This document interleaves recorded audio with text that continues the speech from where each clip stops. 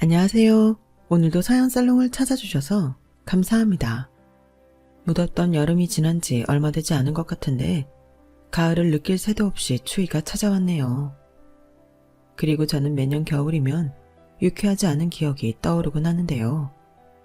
그 기억의 주인공은 지금 연 끈다시피 해서 보지 않고 있는 손이 신우이였어요. 손이 신우는 저희 남편보다 8살이 많은 누나인데 어릴 때부터 그렇게 셈이 많고 시기 질투가 심해서 저희 남편이 좋은 걸 갖거나 칭찬받는 꼴을 못 봤대요.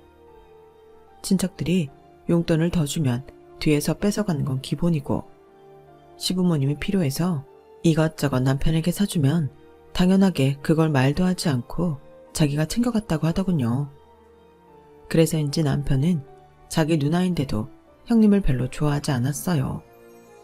그뿐만 아니라 무슨 피해의식이 그렇게 많은지 형님은 남편 때문에 자기는 차별받고 살았다고 주장하는데요.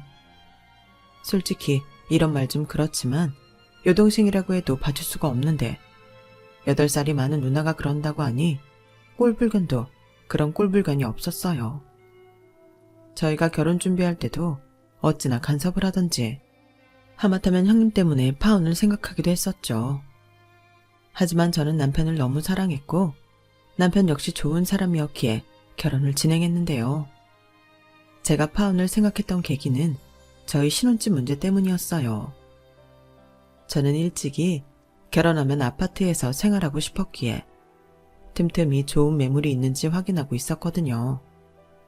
그래서 결혼식 전 혼인신고를 먼저 하고 신혼집 장만하는데 온 집중을 다 했고 저희 그런 집념의 승리로 20평대 후반 지은 지 2년밖에 안 된 서울의 역세권 아파트를 신혼부부 금리 우대를 받으며 매매할 수 있게 되었어요.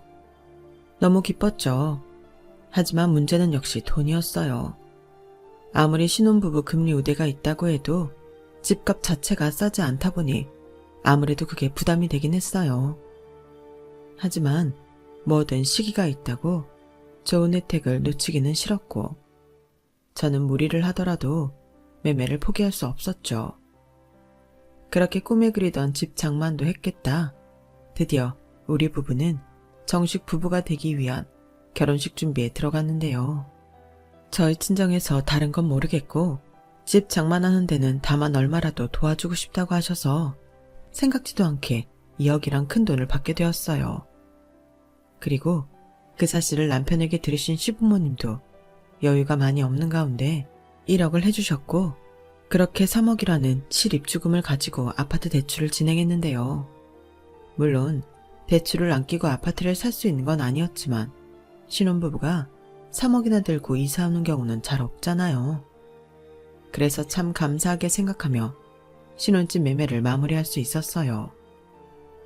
그렇게 신혼집을 해결하니 저희 두 사람이 모은 돈으로 결혼식과 신혼여행, 혼수 등을 해결할 수 있었고 저는 감사한 마음에 시부모님께 500만 원을 따로 챙겨드렸죠.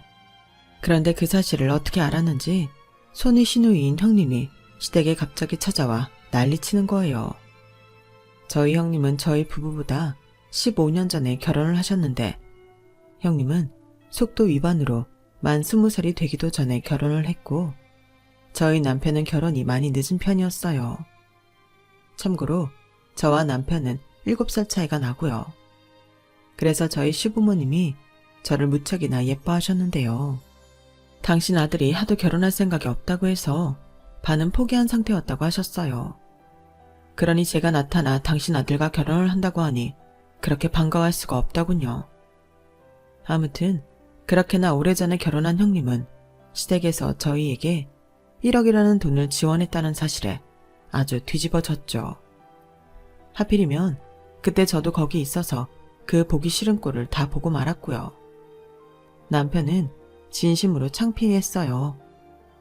엄마 아빠 진짜 너무한 거 아니야? 아주 평생을 그렇게 아들딸 차별하고 사네. 뭐 1억을 해줘? 내가 전에 이사가게 돈 좀 빌려달라고 했을 때는 돈 없다고 딱 잡아떼더니 그 1억은 어디서 났대? 나는 딸이라서 1,000만 원 해주고 수찬이는 아들이라 1억 해주는 거야? 얘가 새 식구들 사람 앞에서 창피하게 왜 이래? 시세를 따져봐. 그때 당시 1,000만 원도 엄청 큰 돈이었어.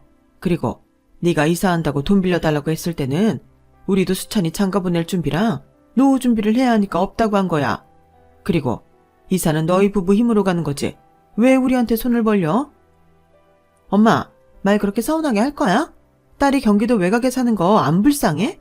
나도 서울 와서 살려고 한 거지. 의리 운수 입시생인데 더 나은 환경에서 공부시키고 대학도 염두해야 하니까. 엄마는 꼭 그러더라. 아들만 자식이야? 딸은 뭐 자식도 아니야?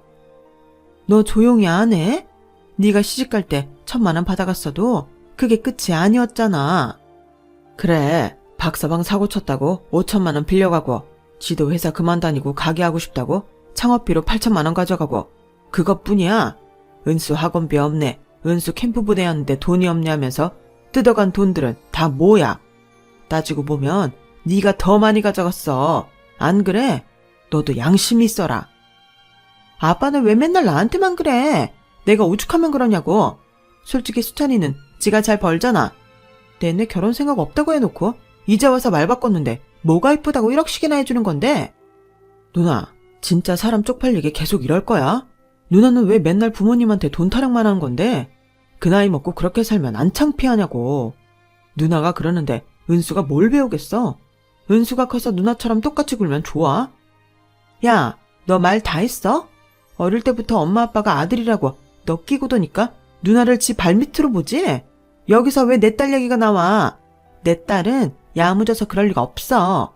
지금 공부도 얼마나 잘하는데 알지도 못하면서. 아무튼 다만 나한테 5,000만 원이라도 해줘. 안 그러면 나 이 결혼 못하게 깽판 칠 거야. 저는 나이 먹을 대로 먹고 부모님이 돈 안 주면 동생 결혼 못하게 깽판을 치겠다는 형님을 보고 그야말로 넋이 나갔다 들어왔어요. 시댁 식구들 모두 좋은데 아주 치명적인 구멍이 저기 있더라고요. 하지만 형님의 말은 따지고 보면 소용이 없었어요. 저희는 결혼식만 올리지 않았을 뿐 이미 법적으로는 부부였고 이미 시부모님께 돈도 다 받아서 형님의 발악은 형님이 생각하는 것처럼 큰 위협이 되지 않았죠. 시부모님도 형님의 그런 모습이 익숙한 듯 크게 동요하지 않았는데 다만 저보기엔 창피하신 듯 헛기침을 하시며 시선을 피하셨어요. 그리고 남편은 씩씩거리며 그러든지 말든지 하고 저를 데리고 시댁을 나왔는데요. 남편이 그러더군요. 많이 놀랐어? 우리 누나 저러는 거 한두 번도 아니고 아마 살면서 종종 보게 될지도 몰라. 마음 같아서는 영영 안 보고 살면 좋겠는데 그게 내 맘처럼 안 되는 거잖아. 혹시 우리 누나가 자기가 시집 와서 만만하다고 함부로 하면 그땐 나한테 바로 얘기해. 알겠지? 오늘 저런 모습 보게 해서 미안해. 솔직히 좀 놀라긴 했는데 그렇다고 자기가 미안해할 일은 아니지. 그리고 자기 말대로 자기 누나가 나한테 그러면 그때는 나도 내가 알아서 할게. 나라고 뭐 호락호락 당하고 있나? 근데 자기 누나 사는 게 많이 힘들어? 힘들긴. 매형 고물상하는데 돈은 잘 벌어. 욱하는 성질 때문에 누나랑 자주 싸우는 것 빼고는 그럭저럭 괜찮게 사는데 누나가 욕심이 많아서 그래.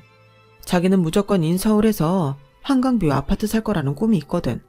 그리고 누나가 키워서 그런가 은숙애도 지 엄마를 쏙 빼닮았는데 남들은 조카가 그렇게 이쁘다고 하는데 나는 이상하게 정이 안 가더라. 미운 것만 보여. 어릴 때부터 싸가지가 없었거든. 그 정도야? 아까 들어보니 그래도 조카가 공부는 잘하는 모양이던데. 공부를 잘하면 뭐해? 인성이 바닥인데. 난 나중에 우리 아이는 공부 못해도 괜찮으니까 진짜 착하고 사람 좋게 키우고 싶어. 공부도 다 수단이잖아. 어떤 사람으로 어떻게 사느냐가 더 중요한 거 아니겠어? 저는 남편의 그 말에 슬며시 올라왔던 파혼 생각을 접었어요. 그 뒤로도 형님의 꼴사나운 모습을 종종 봤지만 남편이 있어 무시하게 되더라고요. 그리고 저는 무사히 결혼식도 올리고 신혼여행에서 다녀와 달콤한 신혼생활을 즐겼는데요. 저희가 마련한 아파트가 위치도 좋고 동네가 좋아서 저희 신혼생활이 훨씬 좋았어요. 아파트 단지 내 산책로도 있고 조금만 나가면 서점과 카페, 영화관까지 있으니 주말 밤이면 둘이 편한 차림으로 심야 영화도 보고 아파트 바로 앞에서 치맥도 하니 솔직히 데이트할 때보다 훨씬 재미있고 좋더군요. 그러다 시댁 식구들을 초대해 집들이를 하게 되었어요. 형님 스케줄을 맞추느라 다소 좀 늦긴 했었죠. 그런데 형님은 저희 집에 오자마자 무슨 집 보러 온 업자 마냥 여기저기 살피기 시작했고 떨떠름한 얼굴이 되어서는 꼭 화난 사람처럼 앉았는데요. 이윽고 그 문제의 주둥이가 열렸어요. 올케 집 좋다. 여기 얼마에 분양받았어? 많이 비싸? 하기사 우리 집에서 1억이나 해줬는데 올케는 좋겠다. 누나 또 시비 거는 거야? 누난 지겹지도 않아. 이제 그 얘기 좀 제발 그만해라. 내가 뭐 부러워서 그러지. 나도 인사를 하고 싶으니까. 이제 우리 딸도 곧 있으면 고3인데 니네 아파트 보니까 샘나서 그런다. 너도 누나라는 게 좀 작작해라. 우리가 얘네들한테 이렇게 준 건 맞지만 그걸로 이런 아파트를 어떻게 사니? 사돈네에서 훨씬 많이 보태셨어. 그러니 니 올게 불편하게 하지 말고 제발 그 요망한 입 좀 닫아라. 엄마는 내가 뭘 어쨌다고 우리 딸 앞에서 나를 그렇게 면박을 줘. 알았어. 조용히 입 닫고 밥이나 먹으면 되잖아. 은수야, 나 먹고 싶은 거 있으면 외숙모한테 다 시켜달라고 해. 엄마, 됐어. 내가 무슨 거지야? 그리고 나 다이어트 하고 있어서 별로 먹고 싶은 것도 없거든. 얘는 공부하는 애가 무슨 다이어트를 해. 공부도 다 차리고 있어야 하는 거야. 집이 서울이면 내가 걱정이 없겠는데 이건 뭐 자식이 공부를 잘해서 서울로 대학을 가도 통학만 좋게 1시간 반은 걸리니 왕복이면 몇 시간이야? 3시간이잖아. 엄마, 나는 대학 가면 무조건 자취할 거라고 했잖아. 내가 설마 집까지 왔다 갔다 할 줄 알았어? 싫어. 무조건 풀옵션 오피스텔 얻어줘. 얘는 무슨 풀옵션 오피스텔이 거저 있는 건지 알아? 엄마 돈 없어. 네 아빠는 절대 너 혼자는 못 보낸다고 했고. 그래서 엄마가 작년에 서울로 이사를 하려고 그렇게 애를 쓴 건데 네 외할아버지랑 외할머니가 돈 없다고 해서 엎어졌었잖아. 얘는 왜 거기에 우리를 끼워 넣어? 박서방이랑 네가 알아서 할 일을 왜 우리한테 돈을 달래? 은수도 네 엄마처럼 무조건 해달라고 하지 말고 형편 봐가면서 해라. 할아버지, 그럼 제가 길을 쓰고 뭐하러 공부를 해요? 저 서울로 대학 가서 혼자 사는 거 꿈이었단 말이에요. 그거 하나 바래서 공부에 올인하는 건데 저한테 돈 보태주실 거 아니면 뭐라고 하지 마세요. 야, 박은수, 너 말버릇이 그게 뭐야? 진짜 예의 없이 이럴 거야? 여기 외삼촌네 집들이야. 좋게 말할 때 그만해. 외삼촌 화나면 무서운 거 알지? 야, 네가 뭔데 내 딸한테 뭐라고 하냐? 네 집들이면 뭐 우리가 입 닫고 조용히 해야 해? 이럴 거면 아예 나더러 오지 말라고 하지 그랬어. 이게 매형 없이 우리끼리만 와서 그런가? 아주 우리를 개무시하네. 형님 진정하세요. 이 사람은 부모님 계시는 자리니까 그런 거죠. 오늘은 좋은 마음으로 맛있게 드시고 식구들이랑 오랜만에 수다 떨다 가세요. 저희 그러려고 모인 거잖아요. 은수야, 우리 집 근처에 서점도 있고 구경할 데 많은데 너 심심하면 다녀와. 외숙모가 용돈 줄게. 저는 그렇게 최대한 험악해지는 자리를 진정시켰어요. 시조카도 제가 용돈을 준다고 하니 언제 부어 있었냐는 듯 헤헤거리며 좋아서 밖으로 나갔는데요. 안 그래도 오면서 여기저기 구경하고 싶다고 했었는데 형님이 그런 자기 딸을 어찌나 걱정하는지 고슴도치도 제 자식이 제일 곱다고 아주 쩔쩔매더군요. 그렇게 그 자리는 일단락이 되었어요. 사실 한 달 전에 저희 친정 식구들이 와서 한 차례 집들이를 했었는데 그때랑은 아주 분위기가 판이하게 달랐지만 시댁 식구들 초대해 집들이를 끝내니 이제야 모든 행사가 끝난 기분이 들었어요. 그리고 여느 신혼부부처럼 가끔 투닥거리긴 했어도 잘 지냈고 시부모님과도 원만히 지내고 있었는데요. 문제의 형님은 가끔 시댁 행사나 명절 정도에 봤는데 어째 한 번을 조용히 지나가는 법이 없었어요. 오죽하면 저희 시어머니가 차라리 저건 그냥 우리 집에 안 왔으면 좋겠다. 끼리끼리 논다고 박서방도 은수도 하는 짓이 영 마음에 안 들어. 괜히 너한테 시비나 걸고. 내가 정말 요즘은 쟤만 안 보면 살겠다 싶다니까. 라고 하소연을 하시는데 솔직히 반은 믿고 반은 믿지 않았어요.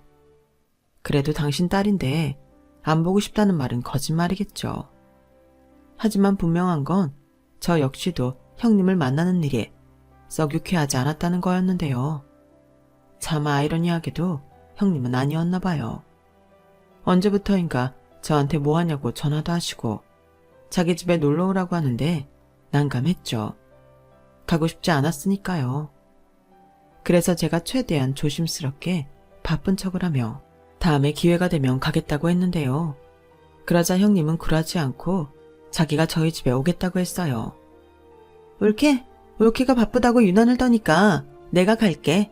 식구들끼리 얼굴 자주 보고 그래야 친해지는 건데 올케는 나랑 친하게 지내기 싫어?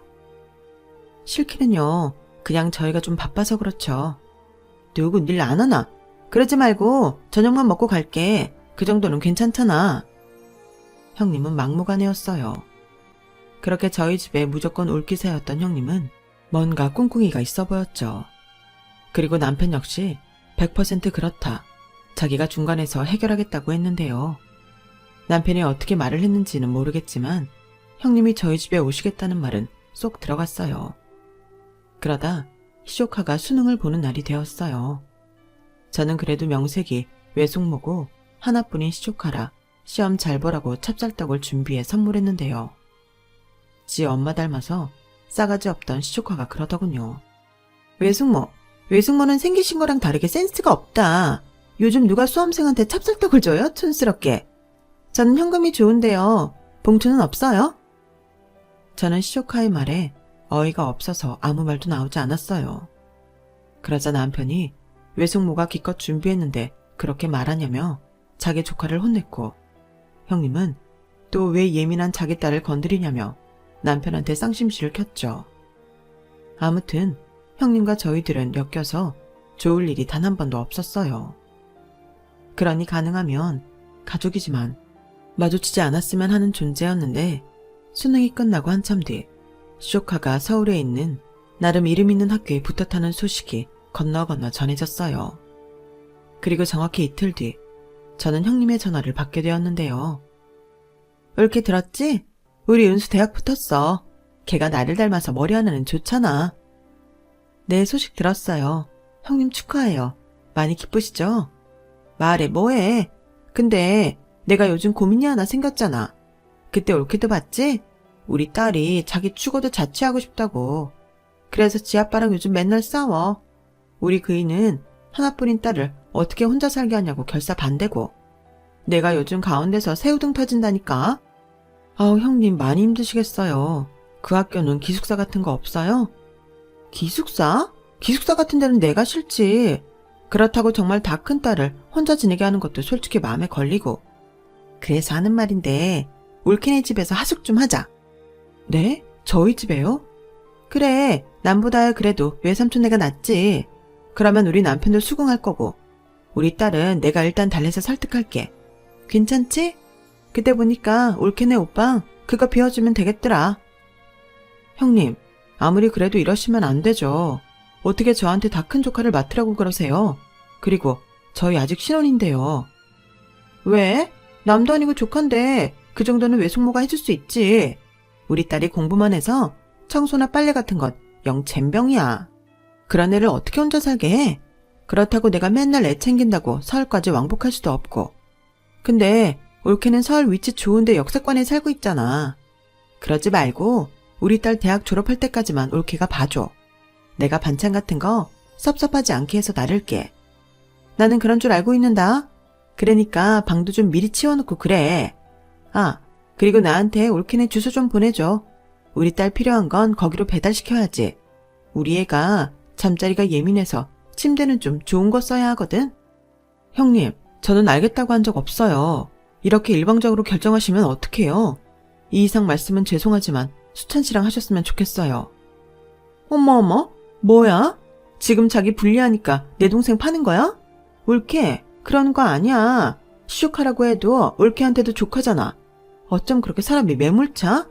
올케 신혼인 건 중요하고 우리 딸 위험한 건 괜찮아? 사람 그렇게 안 봤는데 올케 못 쓰겠구나. 알았어. 저는 알았다고 전화를 끄는 형님 때문에 열받았지만 알았다고 했으니 시조카를 떠마는 일은 없을 거라고 생각했어요. 그리고 원래도 불편했던 형님이었기에 굳이 화해해서 잘 지낼 마음도 없었는데요. 남편도 제 이야기를 듣고 발끈하더군요. 뭐? 우리 누나가 정말 그렇게 말했어? 미쳤네. 아주 미쳤어. 예의 없고 싸가지 없는 은수를 우리한테 보낸다고? 그러니까 난 다른 건 몰라도 형님이 그렇게 나오실 줄은 꿈에도 몰랐어. 어쩌면 자기한테 전화 갈지도 몰라. 내가 막 뭐라고 했거든. 잘했어. 앞으로도 우리 누나가 뻘소리하면 막 뭐라고 해. 그리고 자기가 걱정하는 그런 일은 절대 일어나지 않으니까 걱정하지 마. 내가 다 알아서 해. 괜히 우리 누나 때문에 기분 상했지? 미안해. 평생 도움이 안 되는 존재다. 남편은 그렇게 펄쩍 뛰며 걱정하지 말라고 저를 안심시켰어요. 그리고 저는 그런 남편을 믿고 시조카일은 까맣게 잊고 있었는데요. 이번에도 형님한테 전화가 걸려오더군요. 저는 일부러 받지 않았어요. 어차피 받아봤자 기분만 상할 것 같았거든요. 그런데 형님은 제가 일부러 자기 전화를 받지 않는다는 걸 알았는지 이번엔 다른 번호로 전화를 했는데요. 그때는 다른 업무 전화인 줄 알고 전화를 받고 말았는데 첫 마디부터 황당 그 자체였어요. 올케 지금 일부러 내 전화 안 받는 거니? 진짜 어이없다. 됐고 내가 전에 주소 보내라고 했는데 왜 여태 아무 소식이 없어? 올케 나 무시해? 형님, 제가 전에도 분명히 말씀드렸는데요. 싫다고. 근데 형님이야말로 왜 제 의사를 무시하세요? 제가 오죽하면 전화를 피해요. 형님이 자꾸 그러시니까 제가 피하죠. 어머 올케, 그렇게 안 받는데 정말 안 되겠구나. 하나뿐인 조카 좀 데리고 있는 게 그렇게 어려운 일이야? 시누이 내가 이렇게 부탁을 하는데도? 이게 부탁이에요. 저는 그렇게 느껴지지 않아서요. 아무튼 저는 안 된다고 분명히 말씀드렸어요. 지금도 앞으로도 제 마음은 달라지지 않을 거고요. 올케 정말 나쁘다. 만약에 우리 은수가 올케 친조카였어도 이럴 거야? 지금 우리 딸이 시조카라고 내외하는 거지? 나는 올케를 정말 내 가족이라고 생각하고 여동생처럼 생각했는데 나 혼자 착각했었네. 서운하다 아주. 아무튼 됐고 내가 이렇게까지 말 안 하려고 했는데 우리 집에서 1억이나 받았잖아. 그러면 올케는 거절할 자격도 없는 거야. 그러니까 그런 줄 알고 우리 은수 쓸 방이나 제대로 치워놔. 내가 올케가 주소 안 알려주면 못 알아낼 줄 알아? 지난번에 찍고 간 내비 보면 주소 다 나와. 이건 몰랐지? 아무튼 난 할 말 끝났으니까 이만 끊을게. 형님은 그렇게 되먹지도 않은 말을 혼자 실컷 쏟아내고 멋대로 전화를 끊었어요. 제가 하도 열받아서 다시 전화를 했지만 형님은 받지 않더군요. 그래서 이 일은 저도 그냥은 넘길 수 없었어요. 그래서 남편과 시어머니께 말해버렸고 남편은 그야말로 꼭지가 돌았는데요. 저한테는 말도 하지 않고 형님 집으로 쳐들어가서 한바탕 하고 온 모양이었어요. 그래서 남편도 형님이 자기 멋대로 우리 집에 시조카를 드리는 일은 못할 거라고 했는데요. 며칠 뒤 형님에게 전화도 아닌 문자가 왔어요. 자기 딸을 이번 주 주말에 보낼 예정이고 그래서 짐들도 오늘 내일 배송 가게끔 한다며 대뜸 자기 딸을 잘 부탁한다고 적어놨는데 아니 어떻게 저렇게 일방적으로 굴 수 있을까? 너무 화가 났어요. 하지만 이번에도 치사하게 전화를 받지 않더군요. 어떻게 저한테 이런 식으로 하고 자기 딸을 저희 집에 보내려고 하는지 저는 형님을 이해할 수 없었어요. 그리고 이런 생각을 했죠. 형님이 저라는 사람을 참 좋게 봤나 보다고요. 저 사실 그렇게 착한 사람이 아니거든요. 그리고 어떻게든 자기 딸을 저희 집에 보내면 제가 어쩔 수 없어서 자기 딸을 맡아줄 거라고 생각했다는 자체가 이해가 가지 않았어요. 그렇게 애지중지하는 딸이라고 하면서 저를 뭘 믿고 보낸다고 하는 건지 모순처럼 느껴졌어요. 그래서 저도 똑같이 문자를 보냈어요. 형님, 이런 식으로 하시면 뜻하는 대로 은수 저희 집에 하숙하게 할 수 있다고 생각하시나 본데 한번 해보세요. 그렇게 아끼는 딸만 오도 가도 못하고 밖에서 동동거리게 될 테니까 울며불며 전화하는 따님 보게 되실 줄 아세요. 저는 분명히 싫다고 말씀드렸어요. 그건 잊지 않으셨으면 좋겠네요. 제가 그렇게 제 마음을 고이 담아 문자를 보냈고 어이없게도 형님은 1분도 되지 않아서 전화를 해서는 막 화를 내기 시작하더군요. 자기가 저한테 한 짓은 생각지도 않고 화를 낸다는 게 정말 상종하기 싫었어요. 올케, 진짜 너무한 거 아니야? 그러니까 올케 말은 우리 애를 문전박대하겠다? 올케 정말 미친 거야? 어떻게 어른이 애를 상대로 그럴 수가 있어? 당장 그 얘기 취소해. 싫어요. 제가 왜요? 형님이 먼저 시작하셨잖아요. 저도 그이도 어머님도 형님에게 잘 알아듣게 설명하지 않았나요? 그런데 싹 다 무시하고 형님 마음대로 하시면서 저는 뭐 가만히 당하고만 있을 줄 아셨어요? 사실 은수도 혼자 살고 싶다고 했지 저희 집에 오고 싶다고 한 것도 아니잖아요. 왜? 저희 집에 보내시면 돈 한 푼 안 쓰고 공짜로 해결하실 수 있다고 생각하셨어요? 지금 보니까 올케 내가 우리 딸 보내고 한 푼도 안 줄까봐 그러는 거구나? 그럼 진작에 돈을 달라고 말을 하지. 좋아. 내가 그래도 우리 딸 맡아주는 거니까 매달 5만 원은 보낼게. 우리 애 밥도 잘 안 먹고 거의 잠만 자다시피 할 텐데 5만 원이면 충분하지. 뭐라고요? 5만 원이요? 지금 누구 놀려요? 형님이 전에 그랬잖아요. 은수 혼자 할 줄 아는 거 하나도 없다고. 그럼 그거 제가 다 해야 하는데 고작 5만 원이요? 서울에 누가 그 돈 받고 하숙을 쳐요. 어머 올케 정말 이렇게 야박하게 굴래? 우리 애가 남이야? 조카한테 뭘 그렇게 더 받겠다고 난리야. 아직 애도 없으니까 설렁설렁 좀 해줄 수 있는 거지. 알았어. 그럼 10만 원. 나도 그 이상은 안 돼. 가족이잖아. 가족 같은 소리 하시네요. 저는 제 친정 식구라도 이런 식이면 연 끊고 말아요. 무슨 가족이 뭐든 되는 프리패스권인 줄 아세요? 저는 형님이 10만 원이 아닌 100만 원씩 준다고 해도 은수 데리고 있을 생각 없어요. 저 바쁘니까 이만 끊을게요. 저는 어차피 계속 도돌이표가 될 것을 알기에 서둘러 전화를 끊었어요. 그리고 행여 정말로 형님이 시조카만 덜렁 저희 집에 보내면 야박하다고 하실 수도 있지만 절대 문도 안 열어줄 생각이었는데요. 그렇게 하루 종일 기분 나쁜 채로 근무를 마치고 집에 돌아가니 형님에게 문자가 또 와 있더군요. 자기 퇴근하고 단판 지으러 저희 집에 온다고요. 그래서 저도 오시라고 했어요. 그리고 남편한테도 형님 오실 거니까 알고 있으라고 일러뒀는데요. 7시가 좀 넘으니 형님이 씩씩거리며 저희 집 현관문을 쿵쿵쿵 하며 신경질적으로 두드리시는데 그것부터 마음에 안 들었어요. 버젓한 초인종이 있는데 굳이 그렇게 현관문을 두드리는 심보는 뭔지. 그래서 저도 신경질적으로 현관문을 열었어요. 그러자 형님은 저를 보자마자 삿대질을 하며 이러더군요. 야, 너 지금 서울 아파트 산다고 나한테 유세 떠냐? 너 내 얼굴 보고 아까 전화로 한 거 다시 말해봐. 지금 저한테 야라고 하셨어요? 그래, 왜? 내가 나이도 어린 너한테 야라고 못하냐? 나는 나이도 나이지만 신분도 너보다 위야. 신분 같은 소리 하네. 신우가 무슨 벼슬이라도 돼요? 나이를 먹었으면 나이값을 해야죠. 이게 무슨 경우예요? 뭐? 네가 지금 나를 가르쳐? 너는 니네 친정에서 그렇게 하라고 가르치든? 어디 신우가 말하는데 바락바락 한마디를 얹어. 그리고 시조카를 문전박대하겠다고? 네가 그러고도 우리 집 식구가 어른이야? 누가 할 소리. 형님이야말로 이게 엄마로서 어른으로서 할 말이랑 행동이세요? 뭐야? 야, 너 오늘 내 손에 머리털 다 뽑혀볼래? 형님은 제가 말로 되지 않을 것 같았는지 뿔랑 코뿔소 마냥 양팔을 걷기 시작했어요. 진짜 저랑 몸싸움이라도 하겠다는 듯이요. 그리고 남편이 보다 못해 나섰는데요. 사실 제가 현관문 열 때 제가 알아서 할 테니 가만히 있으라고 했거든요. 근데 자기도 도저히 참을 수 없었던 거죠. 누나 미쳤어? 지금 이게 뭐 하자는 짓이야. 싫다고. 나도 다 큰 은수랑 같이 지내는 거 불편하고 싫어. 싫다고 몇 번을 말해. 이것들이 쌍으로 진짜. 야, 내가 그냥 넘어가려니 배알이 꼬여서 그래. 너는 1억이나 받아서 이런 아파트 사는데 나는 아니잖아. 나는 고작 1,000만 원 받았다고. 무려 9천이나 차이가 나는데 너 같으면 배알이 안 꼬이고 배겨? 누나 좀. 지난번에도 그 얘기는 지겹게 했잖아. 누나는 왜 누나 듣고 싶은 것만 들어?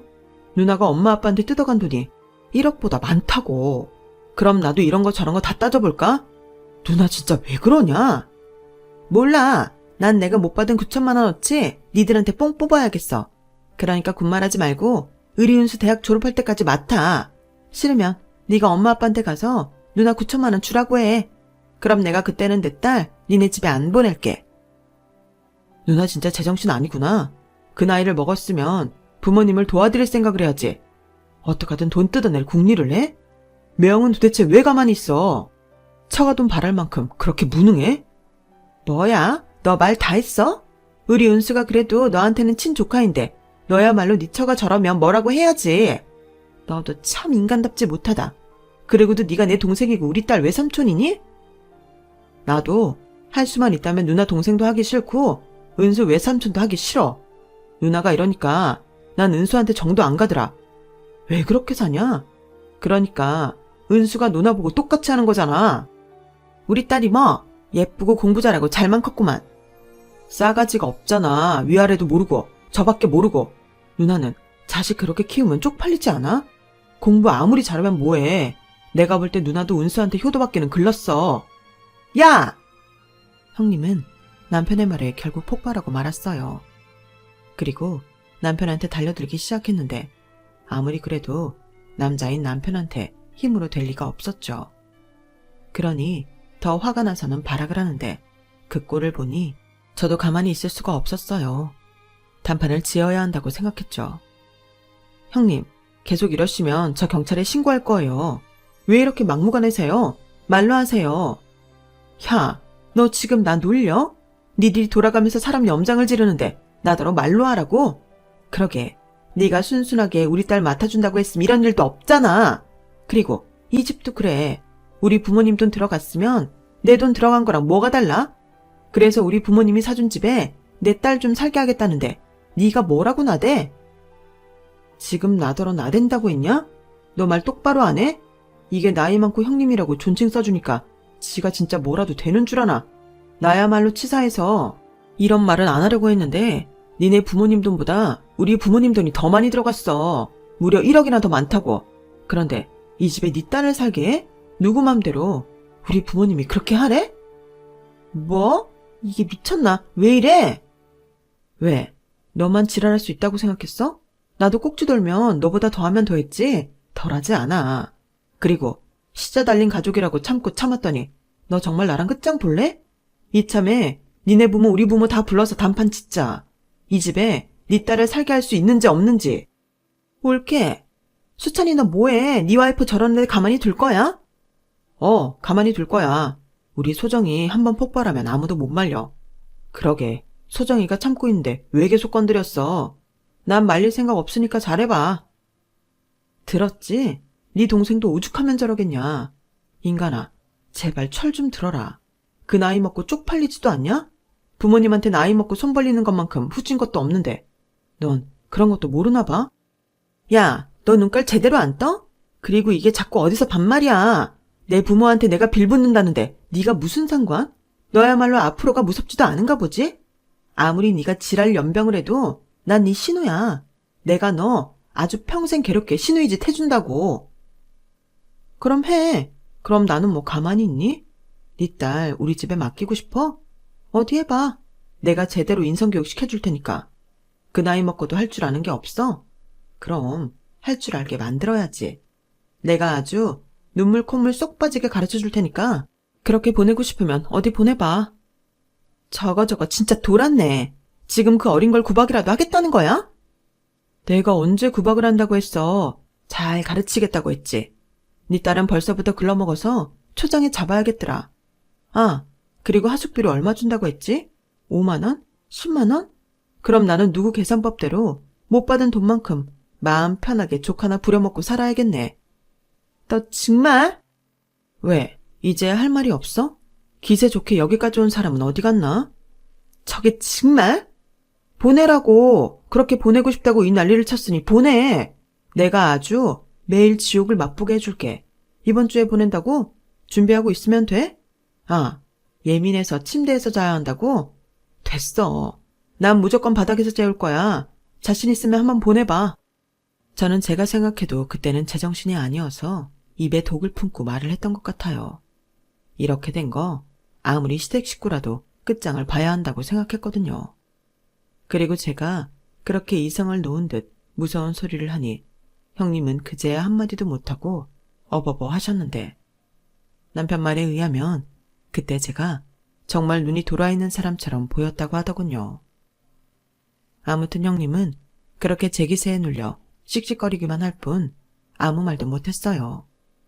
당연하죠. 자기 마음대로 딸을 보냈다가는 무슨 일이 벌어질지 모르고 그렇다고 이제 와서 꼬랑지를 내리기엔 꼴에 자존심이 상했을 테니까요. 하지만 한번 이빨을 보였으면 그 이빨을 몽땅 뽑아버려야 다음에 그러지 않을 거라고 생각한 저는 더욱 형님을 다그쳤어요. 시조카 언제 보내실 거냐고요. 그러자 형님은 씩씩거리면서 안 보내. 너 같은 또라이한테 귀한 내 딸을 어떻게 맡겨? 됐어. 그리고 너 오늘 일 나 절대 잊지 않을 거야. 두고 봐. 내가 진짜 다음엔 제대로 복수한다. 라고 말하고 도망치듯 나갔는데 그내 빼는 모습이 참 볼만했죠.